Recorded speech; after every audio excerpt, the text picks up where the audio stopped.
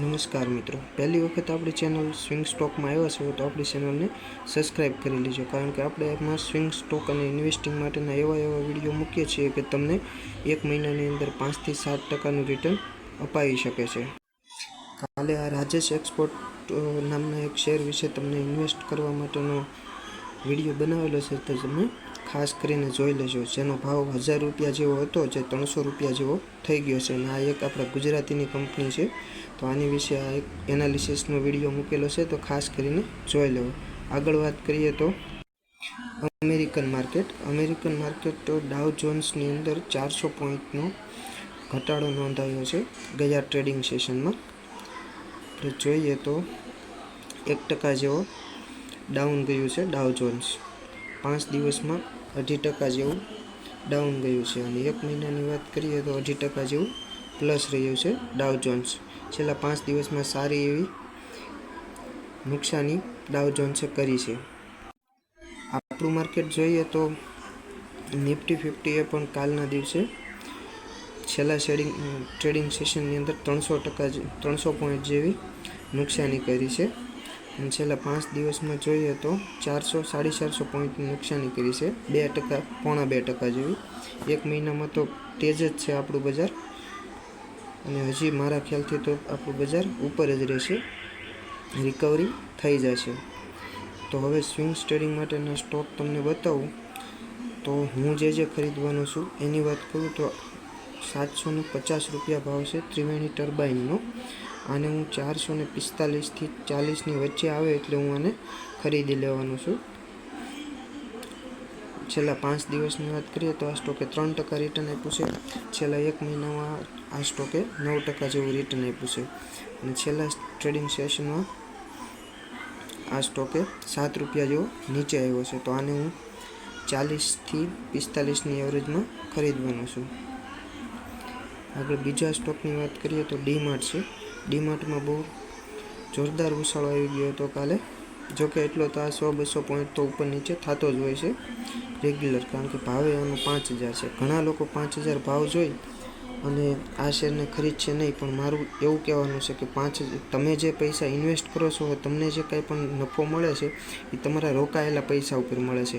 તમે કદાચ 5000 વાળો એક સ્ટોક લો કે 1 રૂપિયાવાળા 5000 સ્ટોક લો, તમને જે ટકાવારી મળે છે એ તમારી ટકાવારી તો તમારા પૈસા ઉપર જ મળે છે. એટલે કોઈ દિવસ પેની સ્ટોક લેવા માટે દોડતા નહીં, વધુ ક્વોન્ટિટી આવે એટલા માટે.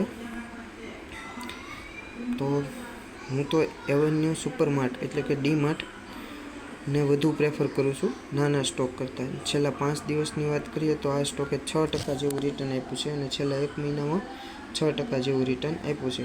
મતલબ છેલ્લા 5 દિવસમાં જ સારો એવો ભાગ્યો છે એક મહિનામાં. બાકી તો આ રેન્જમાં હમણાં ચાલતો હતો. તો હવે આની અંદર હું એવું કરું છું કે 5200 થી 5250ની રેન્જમાં આવે ત્યારે હું ખરીદું છું. પહેલાં 5250 ખરીદીશ અને 5300 વેચી નાખવાનો છું. અને જો 5250 ખરીદ્યા પછી હજી નીચે આવશે ને 5200 સુધી જો આવી જશે તો અડધી ક્વોન્ટિટી પાછી ખરીદી લઈશ. અને ટાર્ગેટ તમારો 5300 થી 5350નો રહેશે, જે એચીવ આરામથી થઈ જાય છે. આની અંદર ઇન્ટ્રાડે પણ થઈ જાય છે ક્યારેક. મારે તે છેલ્લા ટ્રેડિંગ સેશનની અંદર આમાં 5250 થી 5300નું ઇન્ટ્રાડે થઈ ગયું હતું. આપણે તો સ્વિંગ ટ્રેડિંગ માટે જ લઈએ છીએ, ઇન્ટ્રાડેના પર્પઝથી લેતા નથી. ઇન્ટ્રાડેમાં નહીં, આપણે તો ડિલિવરીમાં જ લઈએ છીએ. પણ ઓટોમેટિક તે દી આપણો ટાર્ગેટ પૂરો થઈ ગયો હતો, જે 50 પોઈન્ટ 100 પોઈન્ટનો હતો. આગળ વાત કરું તો ત્રીજો સ્ટોક છે આપણો હેરિટેજ ફૂડ. આંધ્રપ્રદેશમાં લોકસભાની ચૂંટણી પછી આ શેર વધુ એવો ટ્રેડિંગમાં ચાલી રહ્યો છે. એક મહિનામાં 0.5%નું રિટર્ન આપ્યું છે, 5 દિવસમાં 0.34%નું રિટર્ન આપ્યું છે, અને કાલના દિવસમાં 15 પોઈન્ટ એટલે કે 2.5% જેટલો નીચે આવી ગયો છે આ સ્ટોક. અને છેલ્લા 6 મહિનાની વાત કરીએ તો 71% રિટર્ન આપ્યું છે, જે બહુ વધુ કહેવાય. અને અત્યારે છેલ્લા જાન્યુઆરી મહિનાથી અને સપ્ટેમ્બર મહિના સુધી, 21 જાન્યુઆરીથી સપ્ટેમ્બર સુધી એક જ રેન્જમાં આ સ્ટોક ચાલી રહ્યો છે. ચાલી રહ્યો છે. તો હવે આ સ્ટોકને હું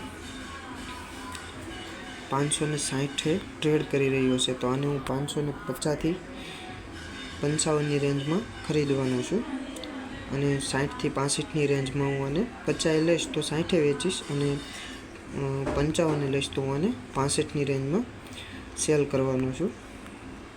હેરિટેજ ફૂડને એક વખત જોઈ લેજો, સ્પેલિંગ મિસ્ટેક ન થાય લેતી વખતે, એની જે વાત બીજા નામનો બીજો શેર ન આવી જાય.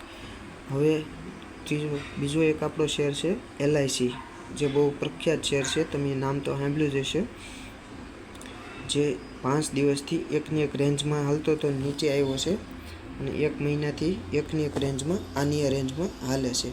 1025-27 સુધી નીચે આવે છે અને પાછો 1084 સુધી જાય છે. તો હવે 1040 આ સ્ટોક છે LIC. તો LICને હું 1035થી 25ની વચ્ચે ખરીદવાનો પ્રેફર કરું છું. 25 ખરીદીશ તો 45 સુધી કાઢીશ અને જો 35 ખરીદીશ તો હું 55 કાઢીશ. આ બે આના સ્ટોપ લોસ અને ટાર્ગેટ છે. હું આ રીતે કરવાનો છું. હવે એક આગળ છેલ્લો સ્ટોક જોઈ લઈએ તો જય બાલાજી ઇન્ડસ્ટ્રીઝ લિમિટેડ 1115 છે. આ સ્ટોકે છેલ્લા 5 દિવસમાં જોરદાર 23% જેવું રિટર્ન આપી દીધું છે. જે સ્ટોકની કિંમત 905 હતી એની 1115 થઈ ગઈ છે. 1 મહિનાની વાત કરીએ તો 23% જેવું રિટર્ન આપ્યું છે અને 5 દિવસમાં 23% જેવું રિટર્ન આપ્યું છે. એટલે કે છેલ્લા 1 મહિનામાં છેલ્લા 5 દિવસથી જ ભાગ્યો છે, બાકી તો પોતાની રેન્જમાં જ હમણાં ચાલતો હતો. તો બ્રેકઆઉટ કરીને સ્ટોક આગળ તો નીકળી જ ગયો છે.